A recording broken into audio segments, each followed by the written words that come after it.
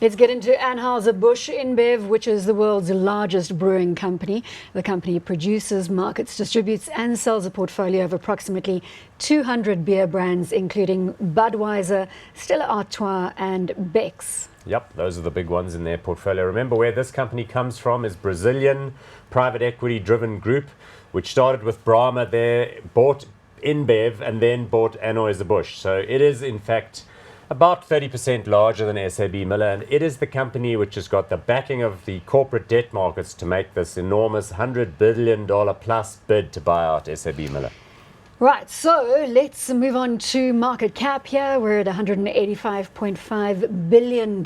So that's just showing the gravitas of the size of this group. PE ratio 21.3 and a dividend yield here of 3.89%. Well, let's go straight to the share chart, because what you see here is the ADR as it lists and it's traded in New York. Of course, Anheuser Busch was itself listed, and then they put the whole thing together and they put the InBev reverse listing, the company notionally at least headquartered in Europe, Belgium, I think.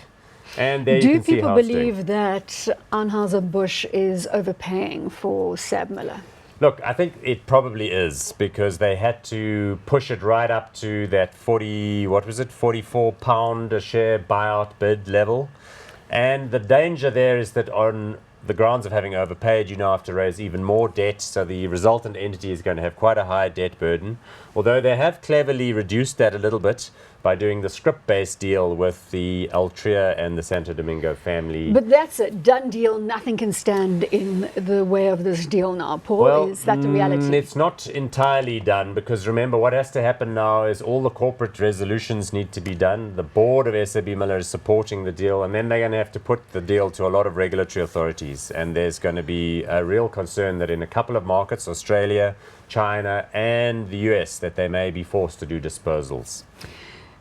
From an SAB Miller perspective, that share price has obviously shot through the roof. We made a decision where we took a bit of money off the table in case the bid didn't go through. Did we do the right thing?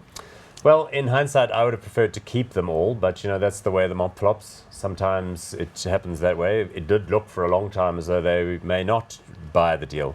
But as far as this company is concerned, Anheuser Busch, I think the key question is, if you had dollars spare in your international investing account, would it be a good idea now to go and buy AB InBev? Do you believe it would? I think it's a fair idea, actually, because normally when companies stretch themselves a little bit, it's a bit like an individual or a couple stretching themselves to buy the best house that they can using the maximum mortgage that they can. For a while, they're going to sweat, there's no doubt. It's going to be tough, and they're going to really have to work it hard. But in time, but if you want to be involved in the liquor investment theme down the line, this is the stock to go for. Would that be the right question to ask? Well, here? I think it's certainly one of them. I would say I'm hot on it. I like the fact that it has traced down a little bit in recent weeks as all this deal-related uncertainty has come. I'm hopeful, being an optimistic guy, that the regulatory pushback from a competition point of view is going to be modest, and therefore that they'll be able to extract maximum benefit. So this is hot for you. Anheuser Busch is hot.